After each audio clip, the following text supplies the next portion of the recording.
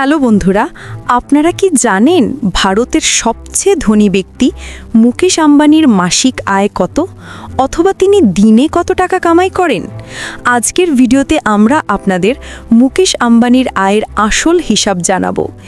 এই হিসাব শুনলে আপনার চোখ কপালে উঠবে, এটা নিশ্চিত।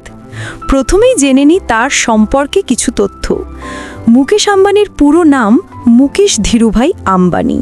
তার বাবা প্রয়াত ধীরুভাই আম্বানি 1973 সালে মাত্র 15,000 টাকা নিয়ে রিলায়েন্স ইন্ডাস্ট্রিজ শুরু করেছিলেন। সেই ছোট কোম্পানি আজ এক বিশাল সাম্রাজ্যে পরিণত হয়েছে, যার প্রধান মুকেশ আম্বানি।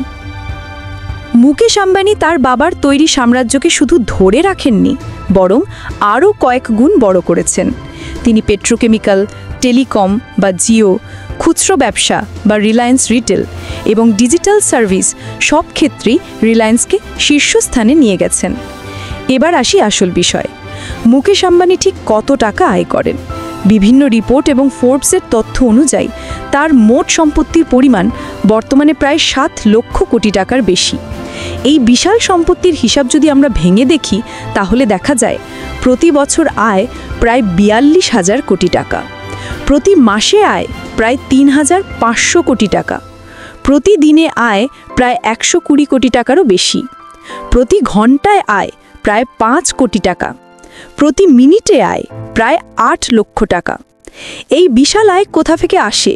মুকেশ আম্বানির আয়ের সবচেয়ে বড় উৎস হল রিলায়েন্স ইন্ডাস্ট্রিজ। বিশেষত তাদের পেট্রোকেমিক্যাল ব্যবসাটি আজও আয়ের প্রধান স্তম্ভ। তবে সম্প্রতি জিও এবং রিলায়েন্স রিটেল ব্যবসা থেকে প্রচুর লাভ হচ্ছে, যা তার আয়কে আরও বাড়িয়ে দিয়েছে। জিও এখন ভারতের সবচেয়ে বড় টেলিকম সংস্থা, আর রিলায়েন্স রিটেল হল ভারতের সবচেয়ে বড় খুচরো বিক্রেতা। সত্যি এই পরিসংখ্যানগুলো অবিশ্বাস্য, তাই না? একজন সাধারণ মানুষ হিসেবে আমাদের কাছে এই পরিমাণ টাকা কল্পনা করাও কঠিন। মুকেশ আম্বানি শুধু একজন সফল ব্যবসায়ী নন, তিনি হলেন ভারতের অর্থনৈতিক অগ্রগতির এক উজ্জ্বল উদাহরণ। ভিডিওটি কেমন লাগলো তা কমেন্ট করে জানাতে ভুলবেন না। এরকম আরও তথ্য জানতে আমাদের চ্যানেলটি সাবস্ক্রাইব করে রাখুন। ধন্যবাদ।